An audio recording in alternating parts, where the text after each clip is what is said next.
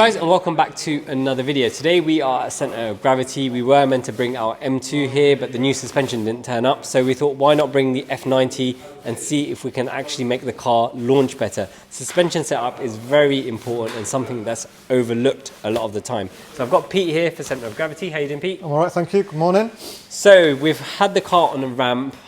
What I want is I want the car to launch better than it's doing at the moment. I'm currently doing low 10s in the current setup, which is 800 horsepower. I really want to get into the 9s on the stock engine and stock turbo before we put the built engine and big turbos in again, because that's a goal I want to achieve. What's the car doing now, and what can you do to the car to improve that straight line speed and grip? Okay, so I drove the car this morning, first thing. You guys have warmed it up. I took it out on an evaluation drive, driving the car as if your mother-in-law was driving the car. So we need to make sure, first and foremost, that 800 horsepower can behave with 80 horsepower. If it can't do all of those normal car things, it won't do the VMAX speed monster thing. So the first thing that we noticed, with the steering wheel straight, just going up the industrial estate, 5-10 miles an hour, the car wanted to just tend to the left, ever so slightly, not a lot, but it's a nitpick. And the first thing that puts most people off when it comes to suspension and wheel alignment is they hate not having a straight steering wheel. So that was the first point to note. Up onto the A5, which is dual carriageway, so national speed limit, the car then had a slight tendency to want to follow the cambers of the road, predominantly in the UK, which are left, which meant that you were always having to correct the car. This is all just at normal sort of dual carriageway speeds. If you accelerated hard and asked for some power, the car would then tend left even quicker. Not as much as a pull, it wasn't that aggressive, but the car would just tend to the left-hand side. And I felt that at sort of 65, 70 miles an hour, my opinion, the car was just a bit floaty. Constant correction required to keep the car in a straight line, and this is at normal speeds. So you put a 1 in front of that, or a 2 in front of that, and it just amplifies the issues. Back round, back to the workshop, and then straight in, everything was warm. We've opted, based on your requirement today, that we're going to put your weight in the driver's seat. BMW ordinarily would ask for drivers, passengers, rear passengers, full tank of fuel, luggage in the boot, but because we're looking for holy grail sub-10s, we've gone for being optimum for you on that drag strip. So we've put 83 kilos in the driver's seat, we've got optimum fuel level, and we've got a full tank of meth. So that's the first thing to note. We've then brought the car onto the ramp, we've got the ramp up. We've checked, most importantly, that the ramp is level. So most people rely, from a wheel alignment point of view, on this thing. And this being calibrated and it being the best that it can be. But this is only as accurate as that ramp. So we've made sure that the ramp is level. We've then made sure that the car is in the middle of the ramp and that the wheelbase is set to take this monster of a thing. And then we've checked your tyre pressures. So your tyre pressures are recorded. Everything is always recorded. And they were actually okay. I've needed to just trim them ever so slightly. Half a pound here, half a pound there. We've then measured all of your tyre information for each wheel. And then we've checked your tread depths across the tyre in 3 places. And we can see already that the fronts are wearing reasonably well. The rears, based on what you've been using the car for, are wearing a bit quicker, but you would expect that based on your mode of use. And then I've measured your ride heights. So bearing in mind this is with you in the car, with the car level, we've measured your ride heights, and that's our starting point. Only after that point can we get the kit on the car as a starting point. So we need to get all of this information before we can even consider measuring any of this. We've then put the alignment equipment on to get a baseline. So I've been and found for myself what I think the car feels like and how it behaves. We then use the equipment to just quantify that and make sure that what I felt and what I found is answered for. And all of those things that we found are answered for. So we know that what I found and what the equipment says is correct. What we don't want to do is not drive the car, measure it, find that we've got an issue with something, and find out actually the computer was having a bit of a bad day. Sure. It needed a reboot. So it's like belt on braces, basically. You drive it, you feel what you think it's doing. Then when you put it on here, if that reflects what you think it's doing based on your experience, then we believe you're on the right track. Correct. Yeah. It's like a mathematician or an accountant would always double check a calculator. Yeah, sure. Never believe a computer. Yeah. So we've checked that, and we can see from the screen this is how the car is currently set up. Now we need to take into consideration here that the suspension has been fitted. Yep. The car is lower than it was before the JRZ suspension was fitted, and then the alignment hasn't been done. No. So most of the reasons why this currently looks this way is purely because the car has changed its ride height, not because there was anything wrong with it in the first place. As a result of lowering the car, because again we have your ride heights, compared to the baseline, the car is around 15 mil lower than the BMW baseline. Bearing in mind that's given on a 20-inch wheel, we're currently on 21-inch wheels. The car is lower, and natural root cause of most of these is as the car gets lower and it's designed into the suspension, the car gains negative camber. So as a result of you dropping the car, the rear wheels predominantly have tucked in. The toes are less affected on the F90, and the same on the front, cambers increase. So you can see static, this is without putting power through the rear, 2¼ degrees of rear negative camber. Now you can use your eyeballs looking down the side of the car, you can actually see that. Yeah. For what you want to use the car for, which is straight line traction, we've got a lovely 11.5-inch wide tyre, of which at the moment is being inclined inwards. So that means we don't have a full contact patch. You haven't got a full contact patch. Now if you were using the car for circuit use, you need this type of camber for going around corners, but you're not going to be doing any of that. No. So what we want to do is remove that camber, stand the wheels up, get as much of a contact patch as we can, and then we can use toe, which scrunches the tyre to generate even more traction if we need it. So toe is a way of artificially loading the tyre to give us even more grip. The trade-off of doing that, of course, is if we've got more contact patch and we scrunch it more, it'll give you more grip, but it might slow you down because the engine then has to work harder to rotate the wheels. What we would have found at the moment is if you were to accelerate hard, 3, 2, 1, go, it would always be this rear left wheel that would lose traction first. It's got slightly more camber, not a lot, because the cambers are really quite symmetrical, but it's got no artificial load, it's got no toe. So the rear of the car is already trying to steer from the rear, and that's before you've even got going. So much room for improvement there. Cool, so next stage, you've got the baseline, is to make the changes according to what you want. So essentially we want to put the wheels up as straight as possible, put the toe slightly in so we've got maximum contact patch with the tyre, and the car's already loaded up so it's ready to go. However, before we can do that, we need to change the attitude of the car. So the car has been set at this ride height for many reasons. Purely for looks. But for many reasons. It's correct for BMW, but BMW, in terms of their rake, their attitude, they select that based on many different reasons and many different drivers. So you might be using it one day, Walter Roll might be driving it the next day, your mother-in-law might drive it the day after, and it has to be one size fits all as far as BMW are concerned. For what you're going to be using the car for, I would advise that we get the back of the car up ever so slightly, increase the rake, which will improve your aero and your stability.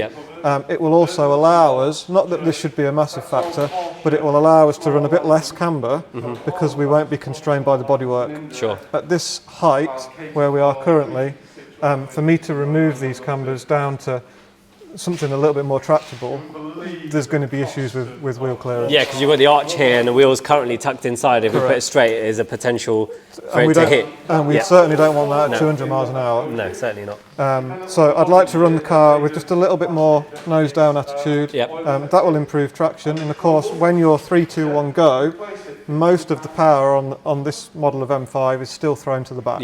So the car squats. So as it squats, the wheels will tilt back in as well.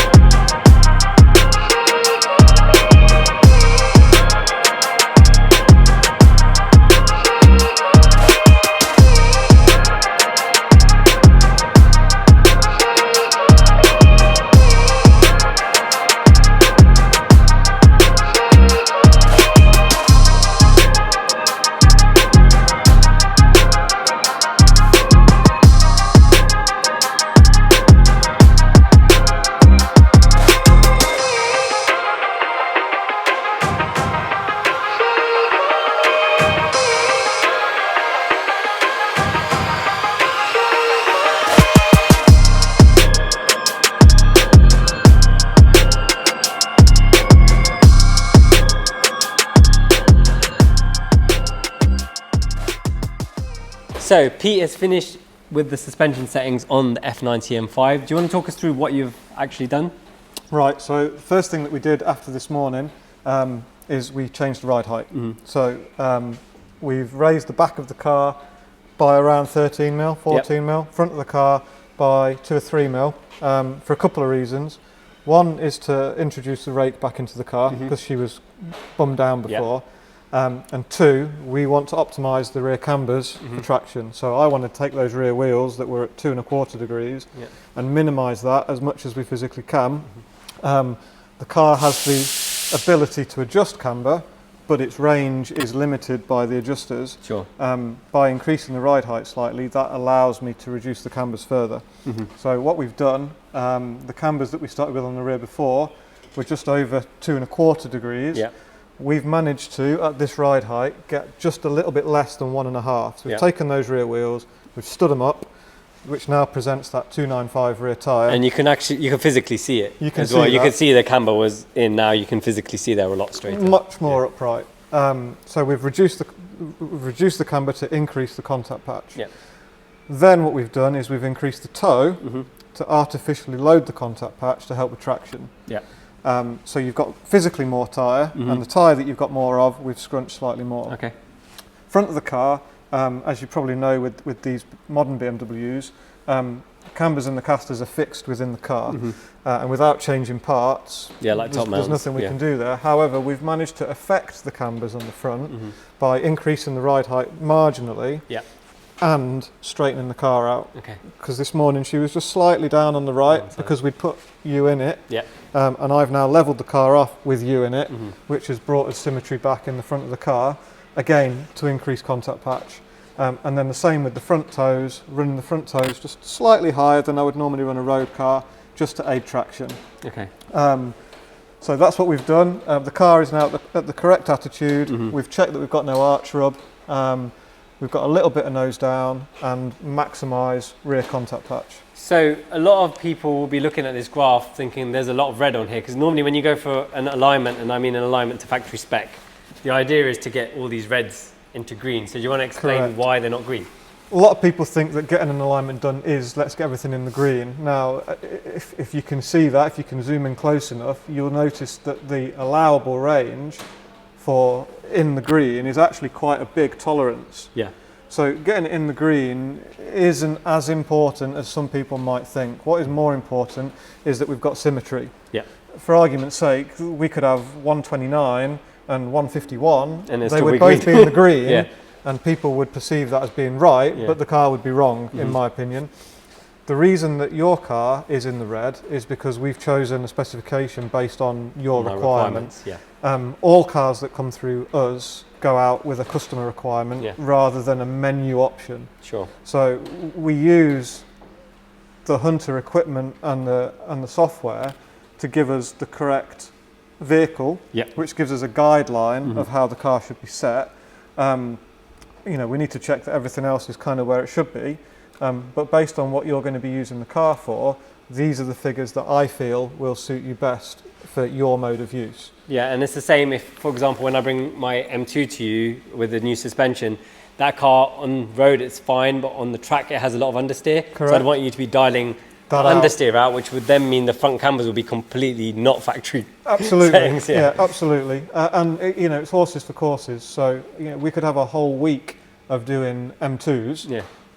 We could have 7 different customers, 7 different M2s, but the requirement would always be different.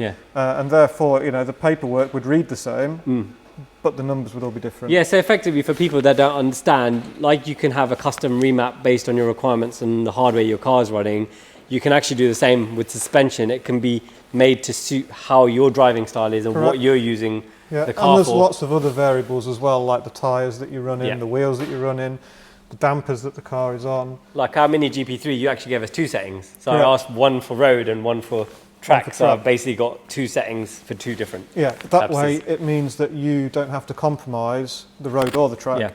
You can almost have your cake and eat it. You can have the best of both. Okay, cool. So I'm really looking forward to testing this out and seeing how much of a difference it's made to traction and our times. But thank you very much for your time today. I'm looking forward to bring the M2 to you in the future. Thank you for coming. Okay.